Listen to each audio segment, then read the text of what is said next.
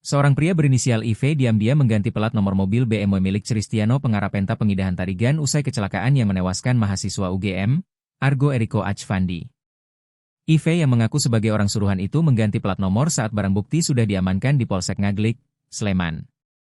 Kapolresta Sleman Kombes Pol Edi Setianto Erning Wibowo mengatakan, IV datang ke Polsek Ngaglik pada 24 Mei, pagi setelah insiden kecelakaan maut di Jalan Palagan Sleman.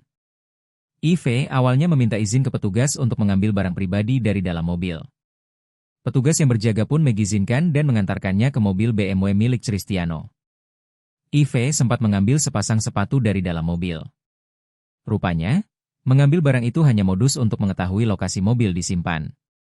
Tak lama kemudian, empat kembali ke area parkir Polsek Ngaglik tanpa sepengetahuan petugas.